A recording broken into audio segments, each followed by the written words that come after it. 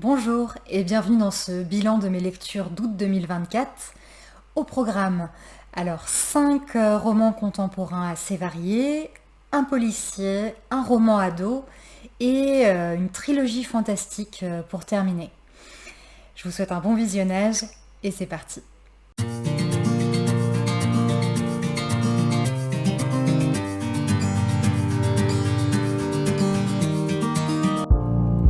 Je n'ai pas pu résister à lire Mama Roma de Luca Di Fulvio, surtout après l'avoir beaucoup vu passer en commentaire.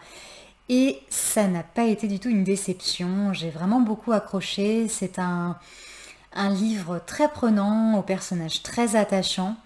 Le récit se passe en 1870, alors que Rome est encore un territoire papal, contrairement au reste du royaume d'Italie. Alors il va être question de patriotisme, de libérer Rome, et même si malheureusement il faudra passer par la guerre. Le récit commence avec le cirque Calari, où l'on voit notre héroïne évoluer, Martha, qui a 16 ans. Elle a grandi sous le regard paternel, mais bourru aussi, de Mélo, qui fait partie de la troupe du cirque aussi. Et d'un autre côté, on va suivre un autre personnage, Pietro. Je crois qu'il a 17 ans ou 16 ans aussi, comme Martha. Et alors lui, il est orphelin et il va être adopté par une comtesse quelque peu atypique. Alors le récit est aventuresque, vraiment grande aventure, mais aussi empli d'amour, d'amitié, de liens forts. On va assister à la création d'une vraie famille en fait, quels que soient les liens de sang. Et on traverse cette période de l'histoire avec un grand H, avec enthousiasme. J'ai trouvé le livre un peu moins binaire que peuvent l'être parfois les romans de Luca Di Fulvio, dans le sens que c'est très souvent assez manichéen, même si les livres restent quand même très agréables à lire, et ça, il n'y a aucun souci. Mais voilà, j'ai trouvé que celui-ci était différent à ce niveau-là, beaucoup plus peut-être nuancé. La fin est assez impressionnante, j'ai beaucoup aimé, mais je ne vais rien dévoiler. En tout cas, voilà, c'est une lecture que j'ai trouvée très prenante, très, très agréable. Et j'ai aussi particulièrement aimé la place de la photographie en tant qu'art dans le roman, comme manière de dépeindre avec le plus de fidélité possible la réalité, comme manière de mettre le doigt sur certaines choses de la vie, etc. J'ai trouvé ça bien amené et intéressant. C'est avec grand intérêt que j'ai lu La conversation amoureuse d'Alice Ferney. Alors, ce roman est paru en 2000. Il a peut-être un peu vieilli sur certaines choses, mais globalement, le sujet reste totalement d'actualité. L'autrice propose un récit fictif, mais qui permet de mieux analyser et réfléchir sociologiquement, psychologiquement et même un peu philosophiquement sur ce qu'est l'amour, la fidélité, le couple, les ruptures aussi. Elle réfléchit aussi sur toutes ces subtilités autour de l'amour et des relations, même des choses qui peuvent être difficiles à définir mais qui sont pourtant bien réelles. Le récit est organisé, presque schématisé, j'ai envie de dire. On suit une femme mariée qui retrouve pour un dîner un homme dont la femme veut divorcer. L'autrice analyse instant après instant les ressentis, les émotions, les pensées des personnages et c'est réellement assez détaillé et riche. D'autre part, il y a les couples amis de ces deux personnages, des couples mariés qui vivent leur mariage pas forcément comme une grande réussite. Et bon, voilà, l'autrice nous détaille aussi pour eux comment ça se passe. Et ensuite, nous montre ce qui se passe pas mal d'années plus tard. Pour moi, c'est le couple principal du roman qui a retenu le plus mon attention. C'est presque une étude de cas, j'ai trouvé. Et sinon, donc voilà, le roman est paru en 2000. J'ai trouvé que justement, bon, il n'y a pas eu encore MeToo, etc. Et il y a quelques clichés, bon, il m'a semblé, sur ce qu'est un homme, ce qu'est une femme. Mais globalement, non. L'autrice arrive à décortiquer avec une grande intelligence, une grande lucidité toutes ces choses et puis là, voilà, sa plume est particulièrement de qualité. J'avais beaucoup aimé aussi L'intimité d'Alice Ferney qui est paru en 2021 il me semble, où elle abordait plus ou moins les mêmes sujets, de manière plus moderne du coup évidemment, et où on retrouve justement cette structure, voilà, cette construction solide et son approche quasi sociologique dans la fiction. Donc pour celles et ceux que ça intéresse, ce sujet, je vous le recommande vraiment beaucoup. Ça a été une excellente lecture et je pense en plus que c'est un sujet qui parle à la plupart des gens. Recommandé par un journaliste, j'ai lu Dernière sommation de David Dufresne.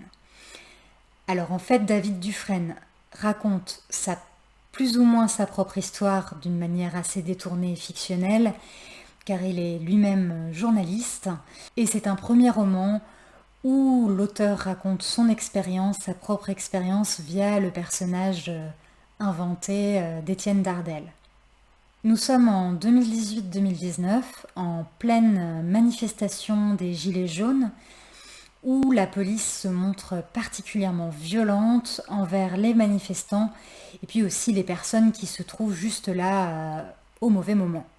Étienne Dardel est lanceur d'alerte. Donc c'est un journaliste qui n'a plus sa carte de presse, mais il est très choqué par ce qu'il voit et via Twitter, il est très accro à Twitter, il va poster très régulièrement des articles, des photos, des vidéos, des témoignages sur les conséquences de ces violences policières dont il est témoin. On suit aussi d'autres personnages, des policiers haut placés, des manifestants, des black blocs, des victimes, un concentré très instructif et qui permet d'avoir une vue, un point de vue assez global, ce que j'ai trouvé assez intéressant. J'ai trouvé quelques maladresses dans l'écriture, mais malgré tout, j'ai vraiment bien aimé. En plus, c'était l'occasion de découvrir David Dufresne, hein, qui a été effectivement, donc, comme son personnage Dardel, très très actif pendant les événements des manifestations à cette époque. Il tweetait, etc. Il allait aussi sur les plateaux télé pour parler de ce qu'il voyait. Et donc, c'est un livre que je recommanderais, surtout si on a envie d'en savoir plus, de se renseigner, de peut-être mieux comprendre aussi certaines choses sur ces événements. David Dufresne est connu du coup pour sa façon de dénoncer les violences policières.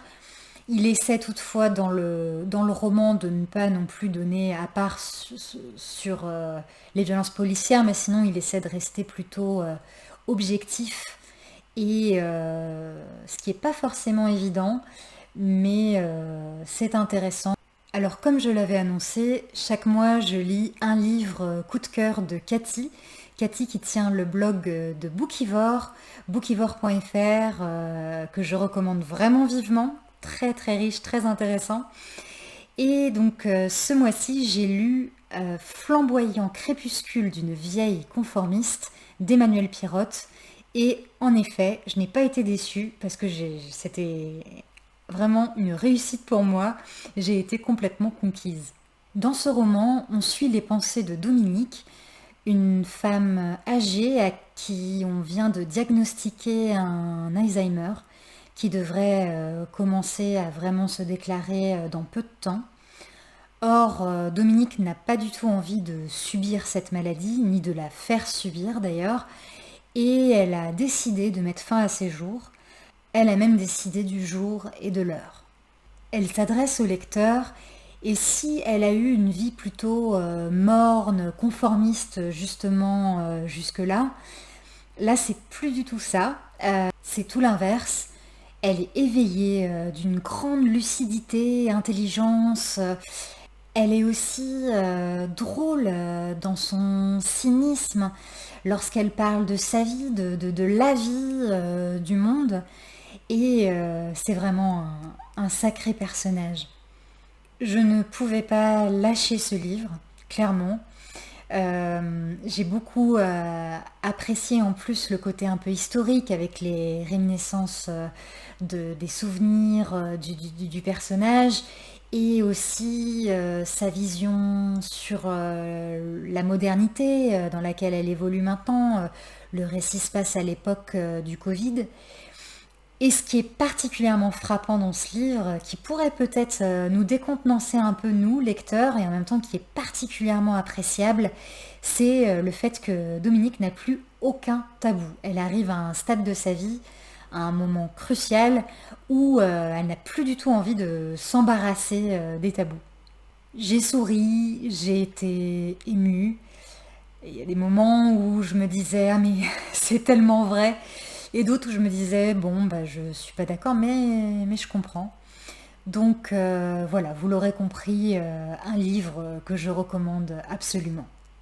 Après avoir eu un énorme coup de cœur pour Le Roitelet de Jean-François Beauchemin, j'ai lu un autre de ses ouvrages, Le Vent léger, qui est paru en 2023. C'est un récit qui peut paraître un peu décousu dans sa structure, avec des chapitres courts et qui est autobiographique. L'auteur nous emmène en 1970-1971, où il était jeune avec ses 5 frères et sœurs, ainsi que leur père, et où ils étaient témoins de la maladie de leur mère qui était atteinte d'un cancer et qui allait mourir. Donc dans ce livre, il est question de mort, mais aussi de vie. C'est vraiment bourré de réflexion et aussi sur une famille qui est atypique. Ils ont une façon particulière d'aborder la vie en fait dans cette famille, avec beaucoup de légèreté aussi, justement, le vent léger. Et la particularité, c'est qu'ils se nourrissent énormément de beauté, de choses simples et moments simples, de questionnement aussi, de curiosité et surtout d'amour. Alors ça peut paraître un peu facile comme ça, on pourrait avoir l'impression que c'est une sorte de récit un peu type développement personnel, avec une espèce de recette pour trouver le bonheur. Non, c'est pas du tout ça. C'est bien plus subtil que ça, c'est bien plus personnel que ça, et bien plus fin aussi que ça. Bon, je suis pas très livre de développement personnel, mais j'ai trouvé ce livre particulièrement juste, touchant, qui mène à la réflexion et de manière poétique. C'est un livre qui m'a vraiment parlé. Je ne sais pas si ce sera le cas ou si c'est le cas pour tout le monde, mais pour ma part, j'ai vraiment beaucoup apprécié. Après avoir lu et beaucoup aimé L'Aliéniste de Caleb Carr, donc un policier, je me suis attaquée au 2e tome qui s'appelle L'Ange des Ténèbres, où on retrouve les mêmes personnages à la même époque, donc fin 19e siècle, et où on va suivre une nouvelle enquête, aventure, thriller, sur des meurtres d'enfants, donc toujours avec une dimension psychologique. J'ai d'ailleurs appris que l'auteur, Caleb Carr, est décédé en mai dernier, ce qui donc est fort triste. Alors cette fois, ce n'est pas le même narrateur, donc il y a quand même quelques petits changements. De plus, il y a une particularité, c'est qu'on connaît la coupable dès le départ. Et en fait, il s'agit moins de découvrir donc, qui est la coupable, puisqu'on le sait, mais plus de savoir comment, dans un système américain, du coup, où à l'époque il était impensable d'avoir une femme qui tuait des enfants, comment réussir à l'amener en tribunal et à la faire juger coupable. J'ai trouvé que le roman n'était pas à la hauteur de l'Aliéniste, oui, mais bon, ça restait quand même une très agréable lecture, et c'est vrai que si vous avez aimé le premier tome, je pense qu'il faut vraiment lire ce second aussi. Je vais maintenant vous parler d'un roman ado qui s'appelle Nul et Grande Gueule de Joyce Carol Oates. Nul et Grande Gueule sont en fait deux jeunes, Ursula et Matt, dans un lycée américain, qui vont se retrouver liés, très liés, par la force d'événements peu ordinaires. Dans ce roman ado, mais qui correspond tout à fait aussi à une lecture par des adultes, Joyce Carol Oates va dénoncer l'injustice, le rejet, bullying comme on dit en anglais, à travers la dénonciation complètement fausse, un faux témoignage contre Matt. Matt qui va être victime au final, puisque des personnes ont dit que il allait effectuer une tuerie de masse dans leur lycée. C'est totalement faux. Matt en fait est plutôt blagueur, c'est un peu le clown du lycée, et ces blagues ont été prises littéralement, alors que pas du tout, sauf que c'est un sujet extrêmement sensible, comme vous le savez bien sûr, aux États-Unis, et donc ça va avoir des conséquences très graves. Cette future tuerie présumée complètement fausse va faire que les choses vont aller très loin, et Ursula, qui ne connaît pas Matt au début de l'histoire, va se sentir aussi concernée parce qu'elle-même elle est rejetée à cause de sa grande taille, parce qu'elle est un petit peu différente des autres dans son caractère aussi. Et elle va prendre la défense de Matt, elle va témoigner pour aider Matt, ce qui va donc, comme je disais, les rapprocher. Les événements vont s'enchaîner, c'est pertinent, c'est d'actualité, et j'ai trouvé que pour un roman ado relativement court, c'était vraiment de qualité. De Joyce Carol Oates, j'avais lu et j'ai eu un grand coup de cœur pour son roman Les Chutes, hein, qui est là un roman adulte, qui est extrêmement différent, mais où j'avais vraiment beaucoup apprécié aussi bien l'intrigue que l'écriture, et j'en profite donc pour vous le recommander aussi. Alors, il y a une série qui m'a profondément marquée, qui a marqué ma vie, qui m'a accompagnée, qui m'a fait rire, qui m'a fait pleurer. C'est vraiment une série chère à mon cœur, c'est Buffy. Depuis la fin de la série, après la saison 7, il y a eu beaucoup de livres à sortir dans l'univers de Buffy. Moi, j'en ai lu aucun, ça ne m'intéressait pas du tout. Sauf que là récemment, il y a une trilogie qui est sortie, qui est parue, et ça a attisé ma curiosité parce que elle a été extrêmement bien accueillie. Et donc je l'ai lu. Les 3 tomes, ça s'appelle À chaque génération et c'est écrit par Kendra Blake. Les 2 premiers tomes ont été traduits en français récemment. Donc le premier tome c'est À chaque génération, le deuxième c'est Une seule élue au monde. Le 3e tome par contre vient de sortir en anglais et n'a pas été encore traduit en français, c'est Against the Darkness. Voilà. Donc moi j'étais un peu sceptique au début de ma lecture quand même. Bon alors New Sunnydale a remplacé l'ancienne ville détruite. Willow a une fille qui s'appelle Frankie et qui est une slayer, une tueuse. Et on retrouve certains personnages comme Oz, Spike, peut-être même d'autres, mais j'en dirai pas plus. Donc voilà, on assiste à la création d'un nouveau Scooby Gang avec des nouveaux personnages aussi qui s'y ajoutent. Finalement, j'ai trouvé que ça se tenait plutôt bien, que ça se tenait tout à fait, et que ce cadre du coup moderne, hein, puisque ça se passe à notre époque, était bien inclus en fait dans cette série qui date des années 90, hein, et que c'était bien ficelé, bien rendu, bien amené, une réussite. Donc je ne vais pas révéler l'intrigue. Par contre, je peux quand même préciser qu'on retrouve l'humour si appréciable de la série, on le retrouve dans les romans. On retrouve aussi plein de petits clins d'œil, d'éléments de la série. Donc pour les fans, c'est juste un délice. Il y a quand même des longs moments où je me suis réellement ennuyée, donc ça c'était plutôt désagréable.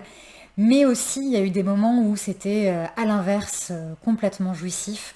Et notamment la toute fin de la trilogie, j'ai juste adoré, j'étais ravie. Je dirais donc que le pari est tenu, que c'est une réussite. Et bon, de là à dire que c'est aussi bien que la série, peut-être pas, mais en même temps, comment faire pour que ça le soit? Peut-être que Joss Whedon un jour souhaitera faire une suite en film ou en série. En tout cas, je trouve que cette trilogie se prêterait bien à une adaptation en série ou en film. Voilà pour ces 10 livres lus en août. J'espère comme d'habitude que vous en aurez repéré peut-être certains qui vous donnent envie pour vos lectures futures. Il y en a peut-être certains que vous avez déjà lus aussi. En tout cas, je vous souhaite d'excellentes lectures et je vous donne rendez-vous pour un prochain bilan lecture dans un mois. Et je vous dis à bientôt!